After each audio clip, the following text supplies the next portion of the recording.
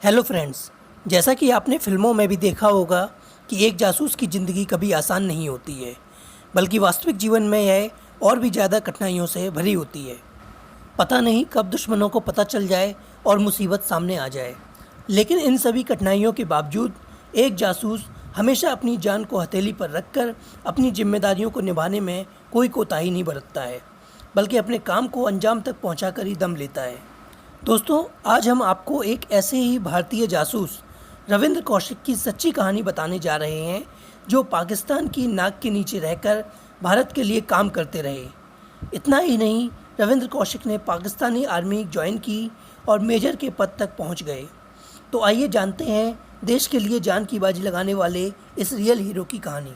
दोस्तों, अगर आप इस चैनल पर नए हैं या अब तक आपने इस चैनल को सब्सक्राइब नहीं किया है, तो चैनल को सब्सक्राइब कर लें और बेल आइकन को प्रेस कर दें, जिससे आप ऐसी और भी ट्रेंडिंग वीडियोस को देख सकें। दोस्तों, रविंद्र कौशिक का जन्म राजस्थान राज्य के श्री गंगानगर जिले में 11 अप्रैल 1952 को हुआ था। वे एक प्रसिद्ध थिएटर कलाकार थे।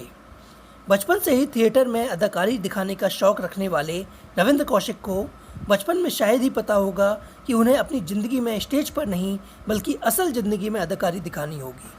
एक बार रविंद्र कौशिक लखनऊ में एक प्रोग्राम कर रहे थे।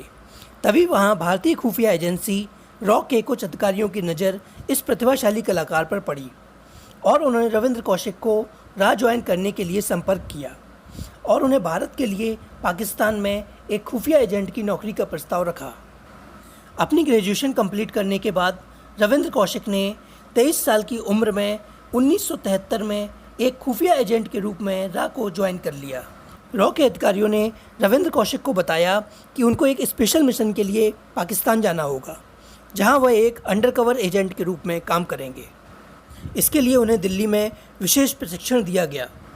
उन्होंने प्रशिक्षण के दौरान उर्दू पढ़ना व बोलना सीखी, मुसलमानों के धार्मिक ग्रंथों व पाकिस्तान के स्थानों से अपने आप को रूबरू कराया। जब उन्हें 1975 में पाकिस्तान भेजा गया तो उनकी भारत में मौजूद सभी जानकारियों को मिटा दिया गया और वे रविंद्र कौशिक से नबी अहमद शकीर बन गए। वो पाकिस्तान में इस्लामाबाद के नागरिक के रूप में पहुँचे। पाकिस्तान पहुंचकर नबी अहमद ने कराची विश्वविद्यालय में LLB की पढ़ाई करना शुरू कर दिया, ताकि जब वे पाकिस्तान आर्मी में ज्वाइन करें तो उनसे किसी प्रकार के सवाल न किए जाएं। आगे जाकर वह पाकिस्तानी सेना में शामिल हुए और एक कमीशन अधिकारी बन गए और बाद में एक मेजर के पद पर पदोन्नत किए गए। इस बीच उन्होंने इस्लाम धर्म स्वीकार कर लिया और एक स्थानीय लड़की अमानत से विवाह कर लिया और एक बेटे के पिता बन गए। 1979 से 1983 के बीच उन्होंने भारतीय खुफिया एजेंसी रॉ को कई खुफिया जानकारी हासिल कराईं, जो भारतीय सुरक्षा बलों के लिए बहुत मददगार साबित हुई। नबी अहमद के द्वारा बहुमूल्य जानकारी भेजने के कारण उनको भारतीय सुरक्षा सर्कल में ब्लैक टाइगर के नाम से जाना जाने लगा। कहा जाता है कि उनको ब्लैक टाइगर की उपाधि खुद तत्कालीन प्रधानमंत्री श्रीमती इंदिरा गांधी ने दी थी। उन्होंने अपने घर और देश से दूर प्रतिकूल परिस्थितियों में अपने जीवन के 26 साल बिताए। 1983 में भारतीय खुफिया एजेंसी ने ब्लैक टाइगर से संपर्क करने के लिए एक दूसरे एजेंट इनायत मसीहा को भेजा, लेकिन इनायत को पाकिस्तान की इंटेलिजेंस एजेंसी ने पकड़ लिया और नबी अहमद की पहचान बताने के लिए बहुत यातनाएं दी। अब नबी अहमद के राज से पर्दा उठ चुका था और रविंद्र कौशिक को पाकिस्तानी आर्मी ने गिरफ्तार कर लिया। वर्ष 1983 से 1985 के बीच रविंद्र कौशिक पर सियालकोट के एक पूछताछ केंद्र में 2 साल तक बहुत अत्याचार किया गया। वर्ष 1985 में उन्हें मौत की सज़ा सुनाई गई थी। बाद में पाकिस्तान की सुप्रीम कोर्ट द्वारा उस सज़ा को आजीवन कारावास में परिवर्तित कर दिया गया। उन्हें 16 साल तक सियालकोट, कोट लखपत और मियाँवाली जेल सहित विभिन्न जेलों में रखा गया। वहीं रविंद्र कौशिक को दमा और टीबी हो गया।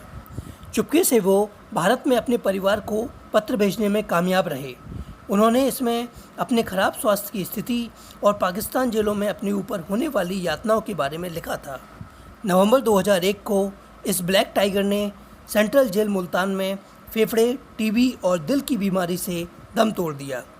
उन्हें जेल के पीछे दफनाया गया था। कहा जाता है कि उन्होंने अपने एक पत्र में पूछा था कि क्या भारत जैसे बड़े देश के लिए कुर्बानी देने का यही इनाम मिलता है। रविंद्र कौशिक के परिवार ने बताया कि वर्ष 2012 में प्रदर्शित मशहूर बॉलीवुड फिल्म एक था टाइगर की शीर्षक लाइन रविंद्र के जीवन पर ही आधारित थी। दोस्तों, भारत माँ के वीर सपूत रविंद्र कौशिक की ज़िंदगी आज भी उन तमाम रॉ ऑफिसर्स के लिए प्रेरणा है जो अपने काम को एक अद्भुत रूप से अंजाम देना चाहते हैं।